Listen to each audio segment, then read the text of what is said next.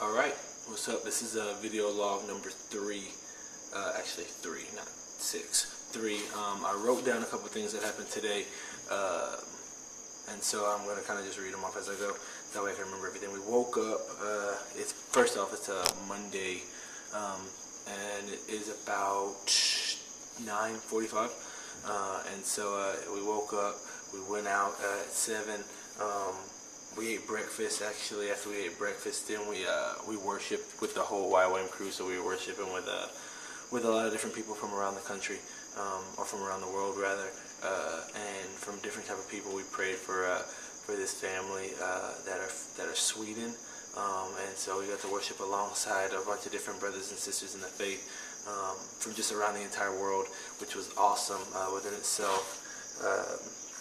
Then we talked with Fola, and he kind of just explained everything that we were going to do for today, which, if you don't know, Fola is the guy that's kind of leading us and guiding us around the city and telling us everything that we need to do.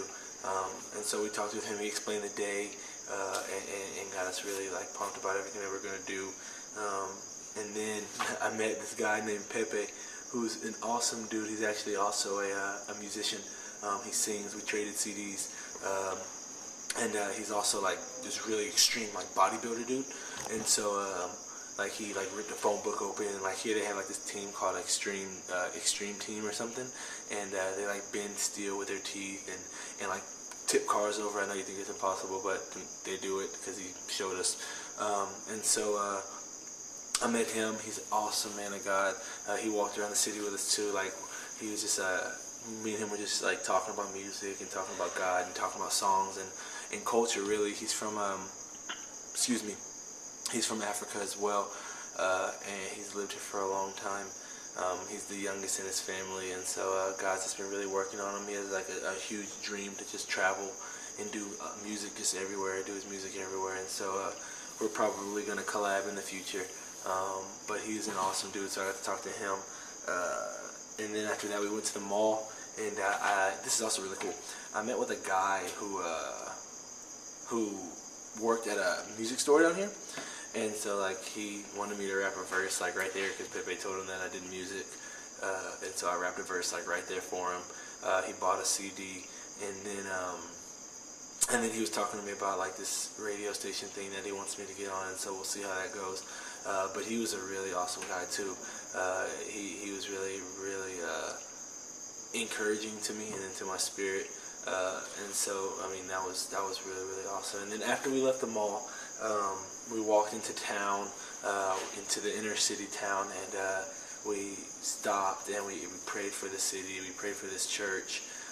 Really just learned a lot about my culture and where a lot of things come from as far as culture and as far as African culture.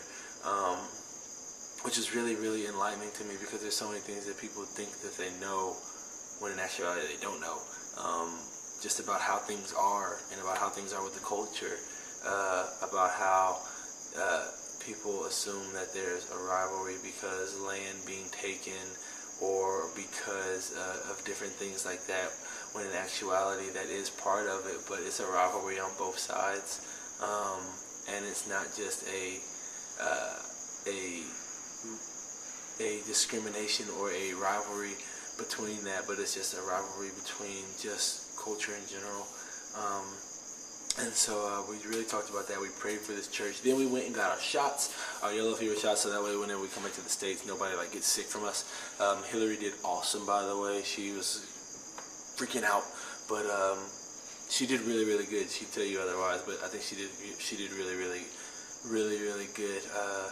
The needle was this big though, but I mean, she did really good, because I know her, and I know her with shots, but she did an awesome whenever it came to that. Also, whenever we left there, we prayed with a guy who was homeless. His name was Eric, and he struggles with just being a drunkard and drinking a lot of alcohol. And so we prayed with him, and he seemed really receptive. And he seemed really the things that we were saying were actually hitting him, and it felt like God was doing something in him, and so we were really encouraged by that. And then after that, we went and we talked, like on the way back, we talked to a bunch of kids that were at the schools, which was also really encouraging. Gave one of them a soccer ball. And then after that, we came back, we ate lunch, and then from there, we went to the village that I'm so psyched more than anything about, that we get to go back there every day. But we met so many different kids that are just awesome. Hold on one second, somebody's coming. What's up, brother? How's it going? Doing good, doing good. I'm videos. Archie. Doing good. Just video logging. Oh, okay. Yeah, talking to the video.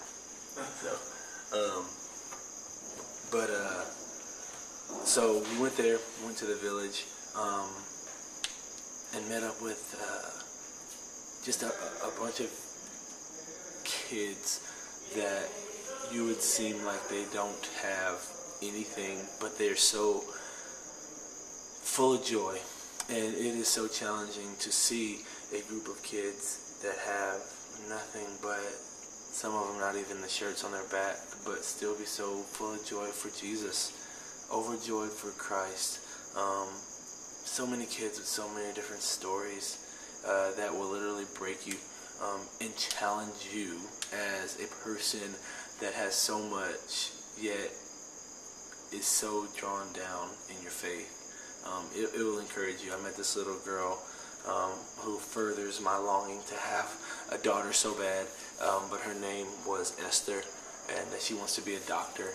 She has a sister and two brothers, one 14, her 11, a brother that's 8, and then a sister that is 4.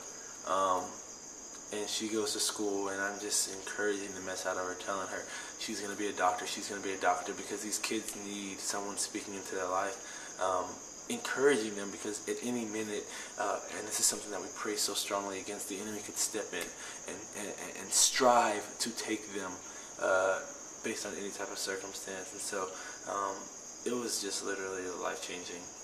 I'm so excited to get to go back and meet these kids and really grow with them more.